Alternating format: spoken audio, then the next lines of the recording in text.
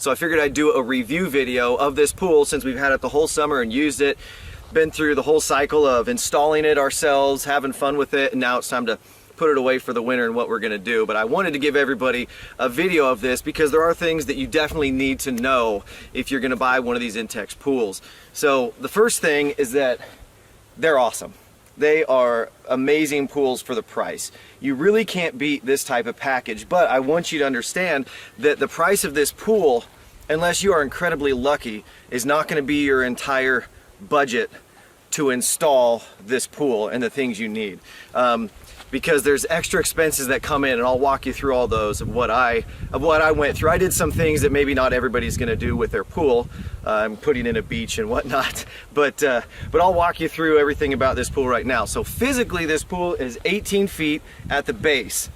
Now it's advertised as an 18-foot by 48-inch deep pool. It's 18 at the base. I want to tell you that across the top, the inside of this inflatable ring is closer to 16 feet. Not a big deal. It's still plenty to have fun with and play around in. So I wasn't upset that that the top wasn't really 18 feet. But just so you know, the 18 feet is more down at the base of the pool. The other thing, it's a 48-inch deep pool, but I'm going to give you the measurements right here if you want to come up and get this water depth. You can see the measuring tape right here. I'm going down to the bottom of the pool. 48 feet right here is to the top of the ring. Okay, so my water depth right now is 44 inches. I don't know if you can see the measuring tape right there where it says 44 inches, but that's how deep the pool is. You're not going to fill the pool up to the top of the ring.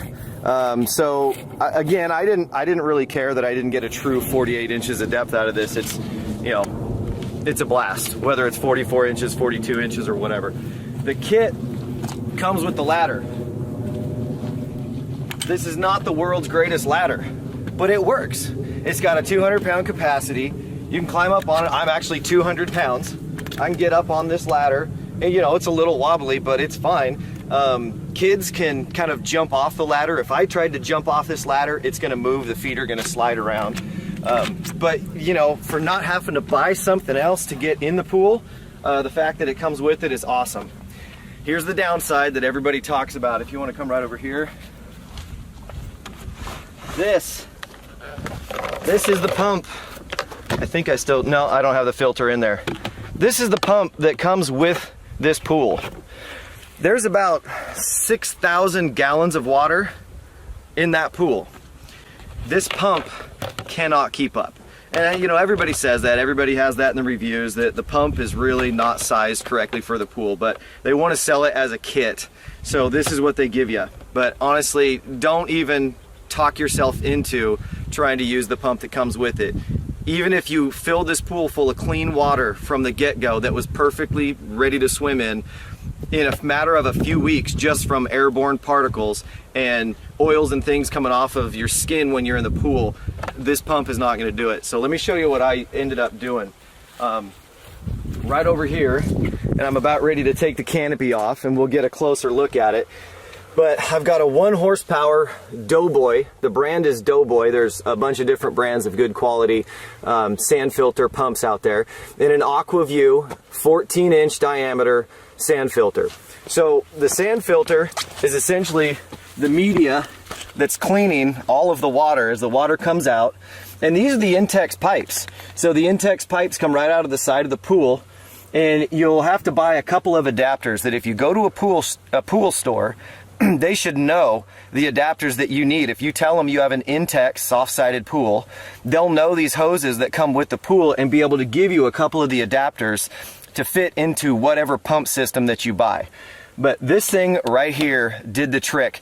I'm gonna splice in a picture right now of what it looks like when you put well water, even though it was filtered well water, when you put well water that has a little bit of iron in it, and then you add chlorine to that water. I'm going to show you a picture of what happens right here.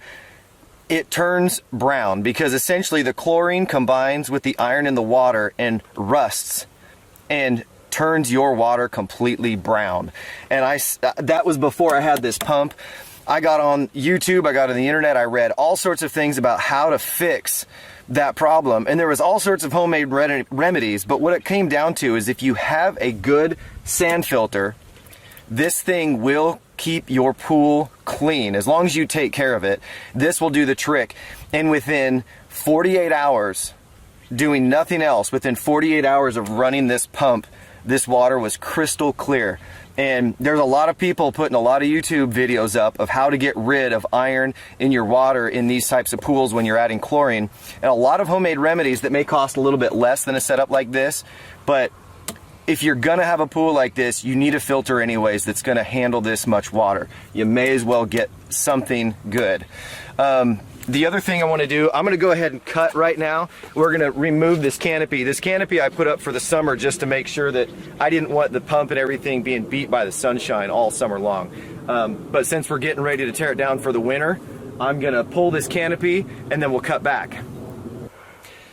All right, so we just pulled the canopy off this, and I want to show you the top of this pump here, because if you're going to get a sand filter, you can get a less expensive sand filter that's I don't know, you can get into them for maybe $250, right around maybe $300 for the filter.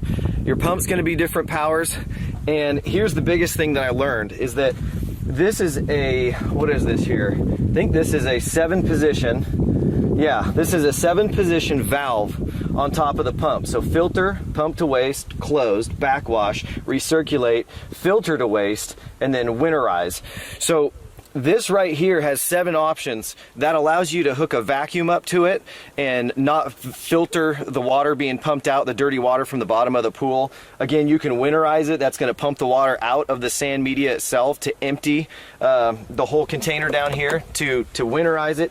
When you get into the less expensive sand filters for maybe $200, $250, they're going to have maybe like 3. They're going to have filter, backwash, and maybe pump to waste or something, but you're not going to get all of these options, and you kind of do need all these options as you take care of your pool and you're using this as your vacuum, as your filter, to recirculate, to, you know, it rained really hard the other day, and so I used this actually to get about 3 inches of water out of the pool because the pool was a little too full. So pay attention to that when you are buying a filter like this.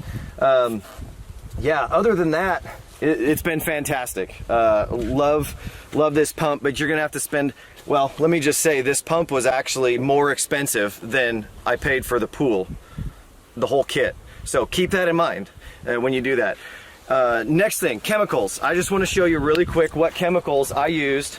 So I went to my local pool store and had them test the water, and it didn't need that much.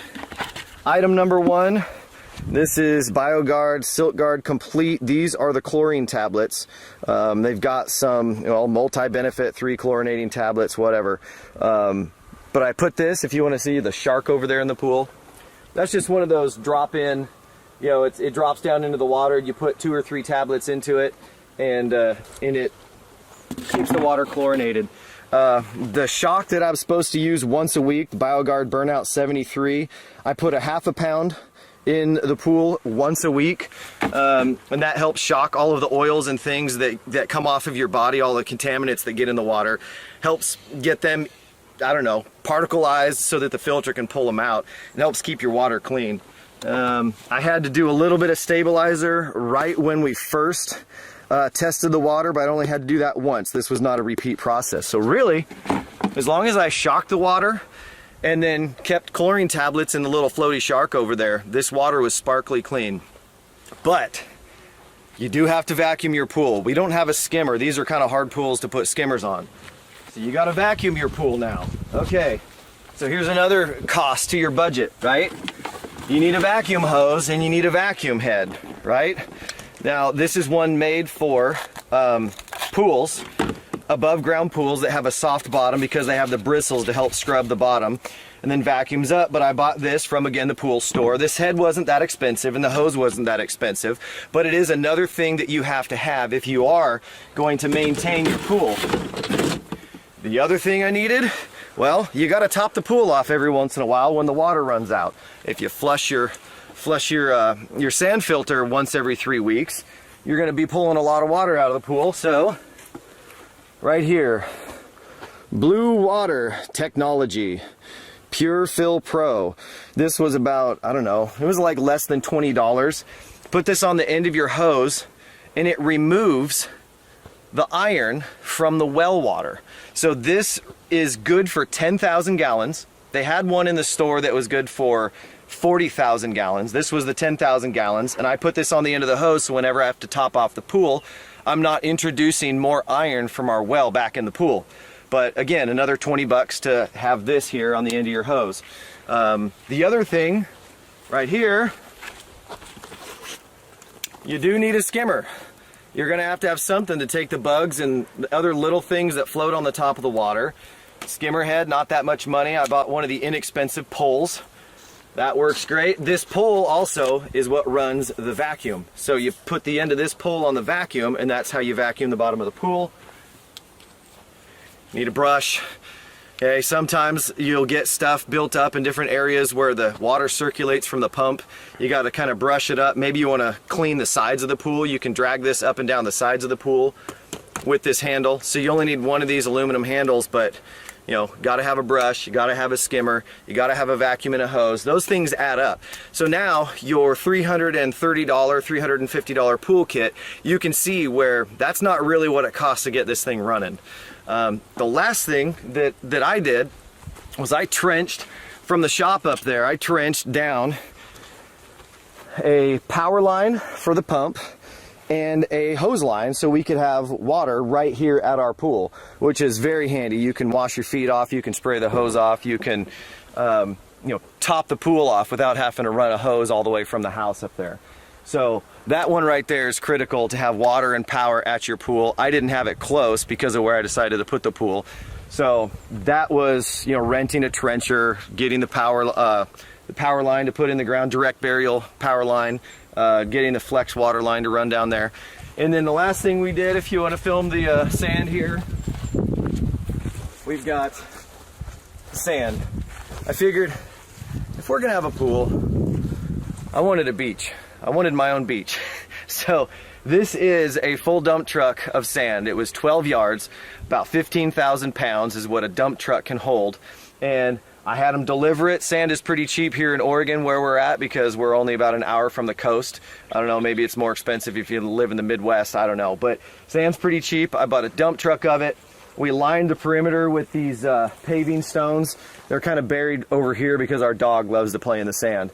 But this was a ton of fun because even if, you know, my sons and their friends are in the pool, I could come in a lawn chair and sit here and have a drink in the sunshine and, you know, feel like I was really at the beach. So this was kind of like my treat, but our dog loves it and our kids, you know, they liked doing long jump, things like that into it. So it serves lots of purposes, but that was an extra expense as well. But so that's it. I mean, we had a blast all summer long in this pool. And it was absolutely worth the money for the pool. But all said and done, by the time I finished this project, I would say the pool itself was probably 1/4, maybe, or 1/5 of the actual total budget cost to install this thing. So you've got to have vacuum, you've got to have brushes, you got to have chemicals, you got to have water, you got to have power, you got to have a filter, you got to have a flat level space to put the pool down on. So just figure all of that into it. If you're thinking about getting one of these pools, evaluate all those things because that does add to the cost. But if you do it, you're gonna have a great pool for a great price and have a ton of fun in it. Yeah, we did all summer long. Oh yeah, pool floaties. You gotta have pool floaties. Inner tubes, the floaty loungers or whatever, those are awesome and they pop all the time and you got to buy new ones. Anyways, don't forget the pool toys. All right, that's it. If you want to buy one of these things, I say go for it. Just plan ahead and know what you're in for. Hope this video helps you make the decision on what type of pool you're going to buy if you're going to go with one of these. All right, everyone, take care.